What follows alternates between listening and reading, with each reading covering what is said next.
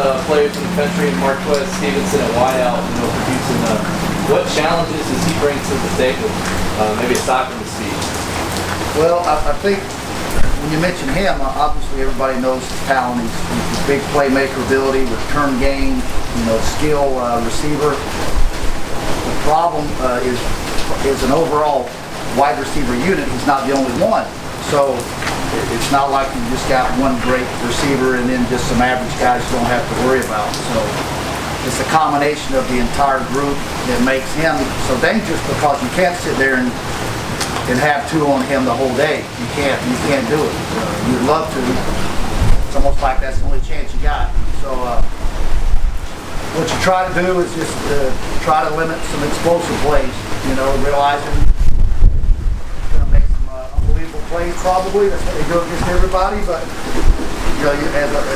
as a whole, you just try to limit a team like that to a lot of explosive plays, and along the road you try to stop a couple drives with a couple turnovers, things like that. You gotta, if those opportunities come, you gotta take advantage of them. Try to get yourself off the field. Coach, you've been in the opposite sideline of Coach Holderson numerous times in the Big 12.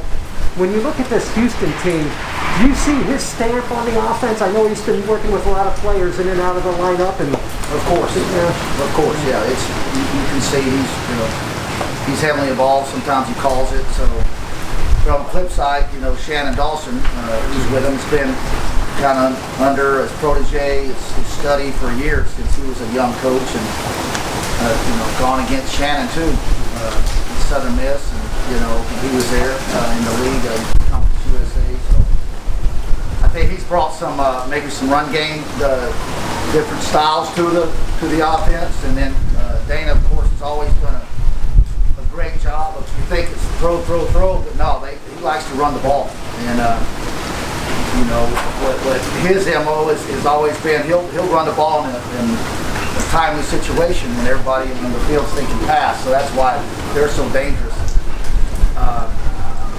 He calls a great game. Both of them do it in rhythm, so once things get going, they kind of got the next play, the next series, the next go-to option for them. So you just hope to get them off rhythm some way, somehow. Whether it's a timely pressure or a timely breakup or turnover, just something to get those guys out of rhythm. It's the only way to slow them down a bit.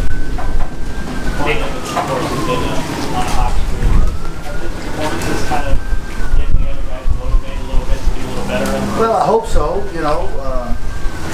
Somebody makes big plays, that fuels the sideline, that gets everybody up, and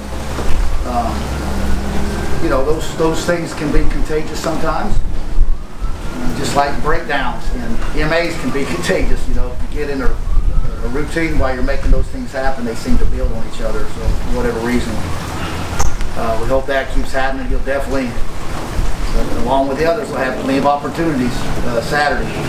Have a lot of balls in the air thrown to them, and you got to try to mix things up, but you better be sound at the same time. So it's just only so much you can do, and then there'll be a ton of 50-50 balls. You can't PI, and you got to get your hands on some balls.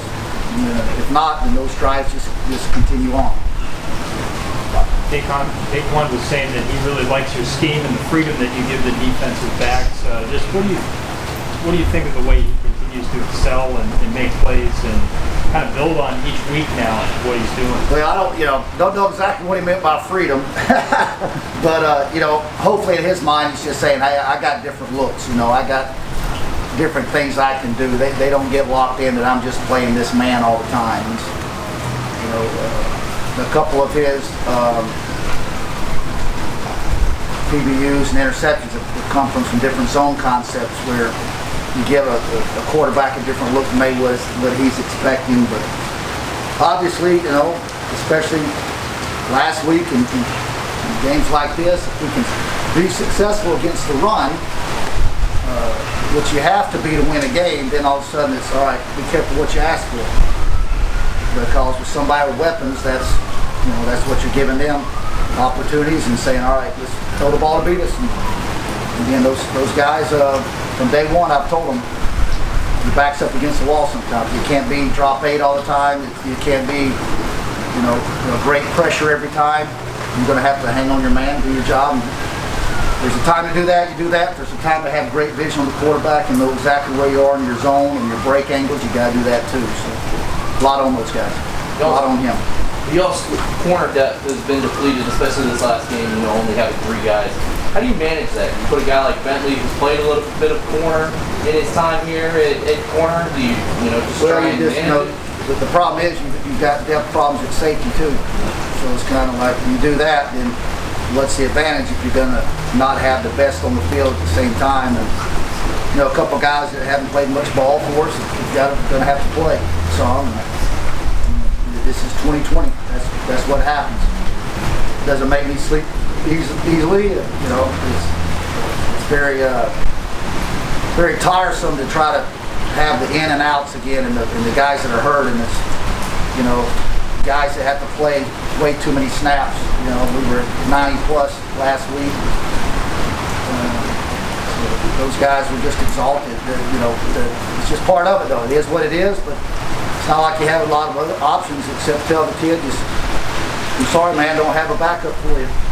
And that's one reason you love what these kids are doing, because it's total exhaustion after a game, and it's total exhaustion the last 15 snaps of a game, and they're just competing.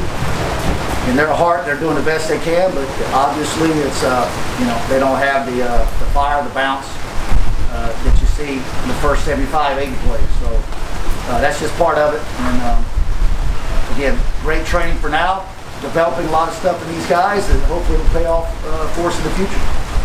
And looking back to those first 80 snaps, especially that first half last week, how encouraging was it to see what your defense did? It was good. Obviously, there were some mistakes. There were some guys that hadn't played a lot playing, but we'll keep shuffling guys around, which, on the outsiders, you say, I'll just put him there, But defensively, with assignment, gap responsibility, and a shift in motion, it's not as easy as just saying, all right, he can go do that. He can't.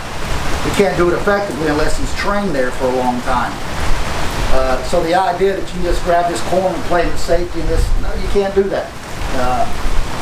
And it's a farce to, it's not just us, it's everybody across the nation to expect, the high efficiency out of some of these situations that we're handed. That's why I love these kids more than they know, because they don't complain, and they're getting ridiculed from the outside, and it's kind of like they've all they've got. And we have to have a bizarre change-up on a Thursday or a Friday of a week before a game, and I'm just like, hey, man, just try to work with your best till kickoff and do the best you can. So I know I went off on a tangent there, but it's just some stuff that's on my mind that, as we look back, I think of this year and kind of what's going on, we'll get a better perspective down the road, and maybe I can talk about it more logically than I have today. Okay, thanks, guys. Thank you. Thanks,